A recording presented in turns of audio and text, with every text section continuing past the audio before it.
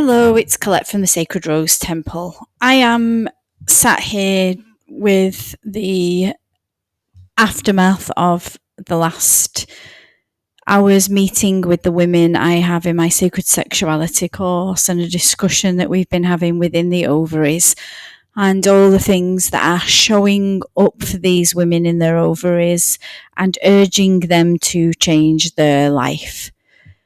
I think it's fascinating that, the sexuality of us as women has been so exploited that really it boils down to,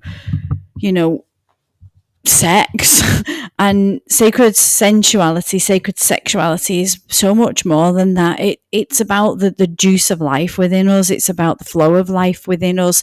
It's about how we're creating the world around us and how we love ourselves, accept ourselves, and how those things relay out into the collective around us and then, rebound back and give us exactly what we are. So it's really big, deep work, and it's work I'm really passionate about. And the women that I've been training to teach this work, they're also really passionate about it too, because they're seeing the evidence of doing the work and where that's leading them to new insights, new beliefs, and profound changes in their own life that they hadn't made conscious, that it had been in the unconscious matters of their minds and their behaviors. So that's why I love to teach sacred sexual work. And the reason I'm recording this musings is just to, share some things about sacred sexuality and the potency of it on this planet. We as women have been subjugated to so much over the beginning of time, and as have men. I'm not saying that men haven't either, but my work is with women and their sacred sexual self. And women have this really big place in them that is about trying to, embrace the world as a goddess, a priestess, a sacred woman, a queen, all those archetypes that embody the powerful feminine. And part of being a woman is sensual and sexual, and we can't deduce that from being a woman. But what I'm saying is that when we honor the sacred sexualness of our being, it emits from us in a different way. We do not become objects. We do not allow ourselves to be objectified. We also don't misuse that prowess to try to gain love or attention or all of those things that actually backfire and turn against us as we navigate life. We see that happening. We entrap and seduce and then end up with a whole load of problems. So the sacred sexuality is about knowing what this energy is inside of us, knowing that it's there. And more often than not, it's actually covered up. I find that for a lot of women that the sacred sexual self is hidden, and it's hidden in layers of trauma, and it's hidden in layers of behavior, and it's hidden in situations that life has given them, and it's hidden in emotions. So part of the sacred sexual work is to try to find the places where the essence of the sacred self is in hiding because something's happened to it. And we bring that up into our conscious minds and our knowledge, and we begin to work with the healing then, mainly on an emotional level, on a level where we act, where we realize where we own shadow, and then we begin to move it out of the body, and we start to make space for new behavior patterns, new identities with the self to come through. So that's the main theme of finding the sacred sexual self, is knowing that it's in there and it's hidden in layers.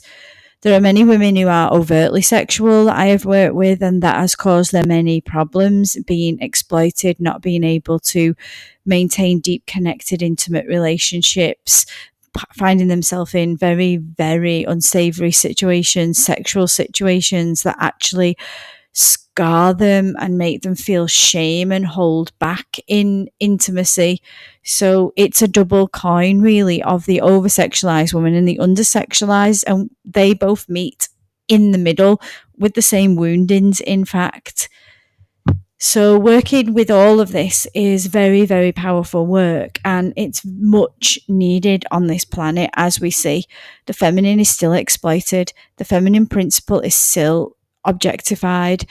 Women may think that that's something that happens to them, but when we do this work, we begin to understand that we call this in our own actions, our own behaviors, all those patterns that we are not aware of that create all this, unfortunate ways of relating and living our lives. And that's not just sexual relationships. We look at the relationship that we have with the planet. We look at the relationship we have with our work. We look at relationships that we have with the environments that we live within, the communities, with our families. And we really deeply look at the relationship we have with the self. That's our most potent relationship, is the relationship we have with our own self. And that sets the foundation for all other relationships. The relationship with ourself indicates what we will then magnetize or energize in on that frequency into our own life, into our own environment, in our workplace, in our friendships, in our loving relationships. So it's a real big deal, actually. And one of the reasons why I love to teach this work is because, especially in a 13-month container, as I teach with the 13 roses, that it becomes a really deep roller coaster ride into your own psyche, a roller coaster ride into your own life. And it really shows you so many places where you've been living out of alignment, where you've been living in, not in the sacred sexual self, but maybe the shadow sexual self, or the sexual self that's completely hidden. And it allows you to completely navigate life in a different way, challenging the way you've lived to bring in a new insight into your life. So it's really important work. The course is really about exploring the self in a physical, emotional, well, first and foremost, physical and emotional way, because they're the foundational steps to move into any deeper actions or movements. And those realizations then do take us into a cycle of, well, how do I change this? How do I work now that I know this in a different way? How do I organize my life differently, or my thought patterns differently, or my thinking differently? And then that's when we start to see that this is a catalyst for changes that we bring into our life. We take empowerment for, we take ownership for, and we begin to understand that the web of creation around us is actually on the loom that is in our own hands, and we are the weavers of that web. And therefore we can create differently should we choose.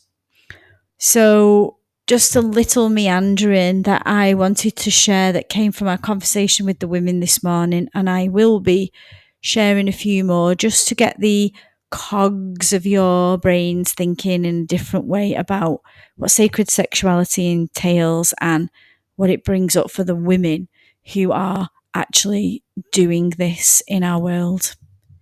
So have a wonderful day wherever you are, and love for now, Colette.